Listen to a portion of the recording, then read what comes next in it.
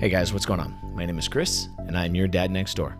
Have you ever been trying to work in a stream and manage the different audio sources that you have at the same time, where either your game volume is too loud and it's overbearing in your chat, or your microphone or your music's too loud, or something like that, and you feel like you're constantly adjusting your sliders back and forth on your streaming software to try to make sure that everything is working appropriately? Well, this video here is going to be an attempt to rectify that or make it easier to manage your different audio levels during streaming. And we're going to use a feature called sidechaining or ducking an audio source, where basically every time you have one audio source come up to a certain level, it'll reduce the volume of another. So you can set your game volume to a specific level that has enough volume for your stream to be able to hear it. But then every time you're trying to talk, you're not trying to yell over top of it. It'll reduce your game volume to kind of meet the levels that you want to be able to hear yourself over the microphone.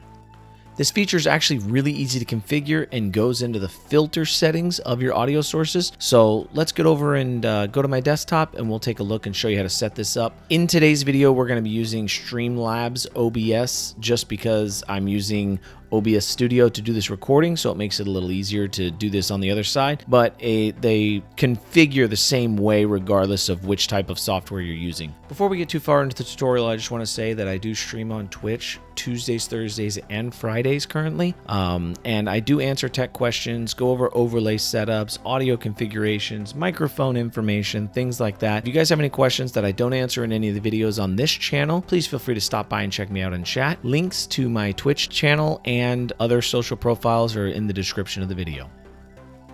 So now we are in just a standard Streamlabs OBS environment here, and you can see that it doesn't really matter the scenes that you have set up or anything right now. We're specifically looking at the audio mixer settings. And the first thing we're going to do here is we are going to understand that anytime we're applying sidechaining or ducking to an audio source, you want to apply the ducking to the audio that you want to lower or you want to adjust. So we're not necessarily going to apply this to our microphone, or in this case, my line in. We are going to apply this to the desktop audio as the filter that's going to be adjusted here. So we're going to go into filters, and I already kind of had something set up here, but I'm going to remove it real fast and show you again. We're going to go and add, just like we would a compressor for like a microphone, and I'm going to rename this ducking for the intention of the video. Done. And then we are going to go into here. So when you're looking at these numbers, it can be a little daunting at first, but it's very, very similar to setting up a compressor for a microphone. So we're going to use the same kind of features. I think 10 to 1. This is always 10 to 1 or something along that line. Threshold is related to, well, we'll go through these one at a time. The ratio is whatever this number is to 1. So for every 1 level of volume that you hear in the source, it'll reduce this audio source by that amount. So 10 times reduction is pretty aggressive, especially if we're just trying to reduce the volume a little bit to make our microphone heard. I typically would say, not 32. I would typically say start with like 3.5 and we'll see what happens there. And then you can raise it up a little bit, 4, 5, 5.5, depending on how loud the audio source is that you're looking at.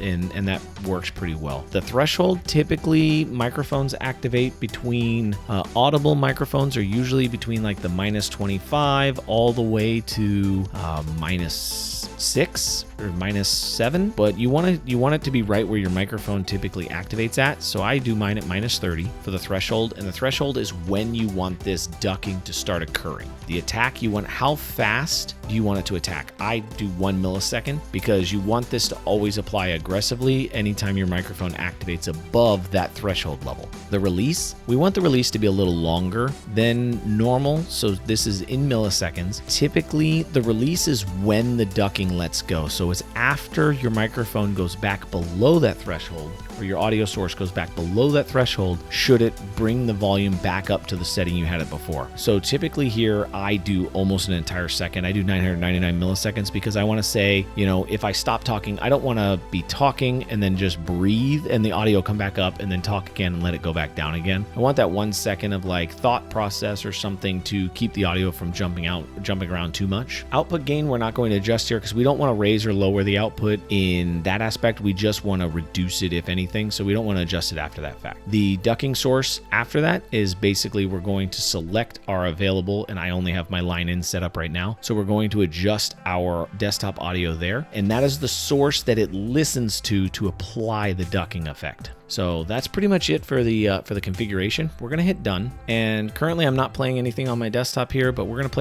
play an audio track. Just anything. It doesn't, just something to get some music going here as that opens up on my desktop. So now you can see that without the ducking applied, right now this audio track is playing and this song is playing almost to peaking levels, right? It's right there and it's super loud and it's just kind of, you would barely be able to hear my microphone over it. So typically I think that's too loud anyways for desktop audio. I would reduce that to be just inside the green lines, you know, barely coming into our yellow part of our meter. So almost minus 17 dB. But if we apply this ducking and we turn this on,